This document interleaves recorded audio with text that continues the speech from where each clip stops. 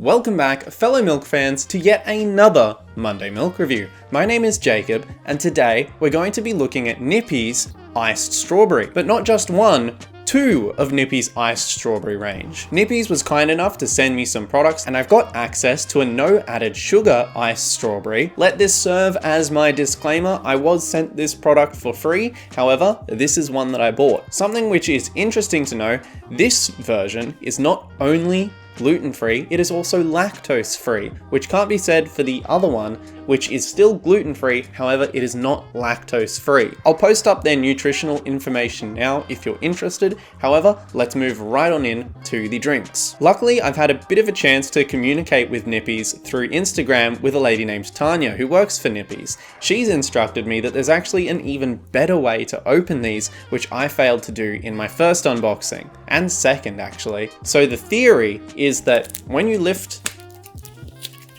these flaps on the sides to cut the box open, you also pierce here so air can still flow through the hole, allowing it to flow more nicely out of the carton. So let's just cut this now. That went flying. I'm also going to, didn't really think about how I was going to do this. I guess I have to remove the straw to do this. Probably should have removed the straw first. Alright, the straw is now removed. I'm just going to quickly poke this hole. There we go, that'll allow air to flow, and we'll pour it into one of our glasses. Now I did manage to spill on my fingers just a little bit now, but that poured much nicer than the other two bottles that I've tried. The very observant may have noticed that this bottle is of a slightly different size. This one's actually 250 milliliters compared to the other, which is 375 milliliters. However, that's not the only options they have, because Nippy's also comes in a 500 milliliter bottle, which you can see right here. But with that out of the way, let's open up the reduced sugar version. I'm going to follow a similar tactic as I did the first one, but this time I'm going to poke the hole first. I don't know why, I just think that's going to make it easier. Probably won't, but this one is very bubbly at the top. Let's pour it in. Ooh, you can see a dramatic difference in color, can't you? Gotta say, that color is not very appealing. This one has obviously got that hyper bright pink, which you'd come to expect of a strawberry milk. This one's very gray almost. You know, they say if it's gray, it's healthy for you. No one has ever said that. It's kind of depressing, to be honest with you, but I assume they don't actually intend for you to pour these out ever, so appearance wasn't important. Under normal circumstances, you would never even see the drink. Let's give both a sniff and see if we can tell the two apart. Okay, that just smells like your standard iced strawberry milkshake. Let's give the next one a try.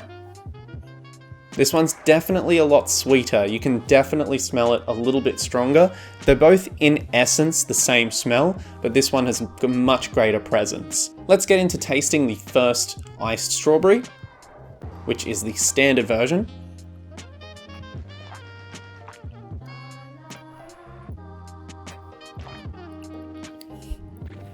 Alright, that tastes just like your pretty regular run-of-the-mill strawberry. Now, I think it is definitely slightly better than Breakers, but I don't know how it would compare to Oak. Oak, I know, is very rich and creamy. This one is slightly watery. It's a little bit of a step down in my opinion to Oak, but it's still incredibly good. You have to consider, even though it is slightly watery, this will last for a full year on shelves. So let's check the expiry date. So the expiry date is July 2021 for this drink. That's a full year that you can have this sitting in your cupboard. It definitely has its strengths and slight weaknesses. It's a little bit watery, however, this lasts a really long time and doesn't really have the same constraints as a normal flavored milk, so it has its own redeeming features in a way. The reduced sugar version got the exact same expiry date as this one, so you can have both of these drinks sitting for a really long time. Let's get into the no added sugar variant now. Isn't that interesting? I would say this is actually kind of creamier in terms of its viscosity. It's definitely got a different taste this one actually tastes like more like real strawberries. Like this one has a much more realistic, authentic taste. Those hints of actual strawberry in it. You know, it's interesting. My favorite of the strawberry range is Norco, and why I like Norco so much is it's got that artificial flavoring, but you also get those hints of the really true strawberry. I feel like I keep saying strawberry. This one tastes authentic, this one tastes more artificial, and artificial isn't being used in a negative way, it's just how it is. So this one does have that real authentic taste, but in that same element, it also has a lot less flavor.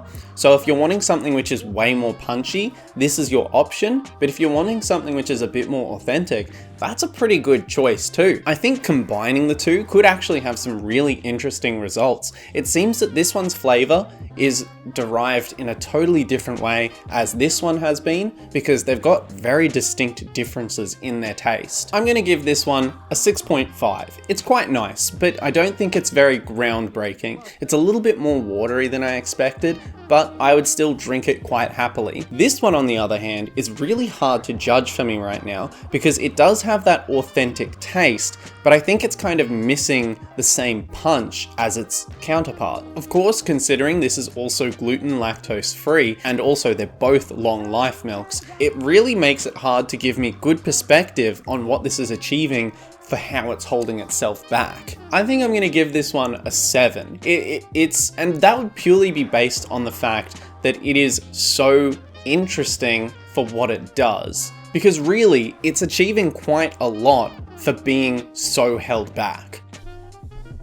Now, I may have done something slightly sacrilegious. I decided to just give it a go and mix the two strawberry flavors 50-50. And it's actually created something really nice. I honestly think it's actually an improvement because it's taking the strength of both. As much as it pains me to admit, this actually starts to come really close to the flavors emulated by Norco. It's not the same creaminess and definitely not the same strength and flavor, but it is really reminiscent of Norco. I think I'd have to give the mix maybe an 8 out of 10. It's really nice. It's quite an improvement. If you get the chance to buy both of these, try mixing them. It's actually really good.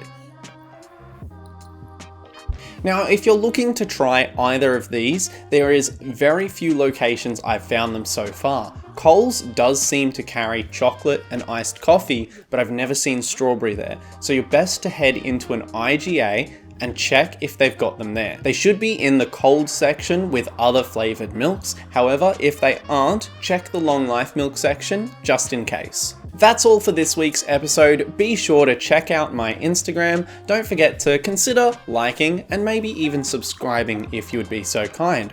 But thank you again for watching. This has been Jacob, and I'll see you next week in the Monday Milk Review. Bye bye!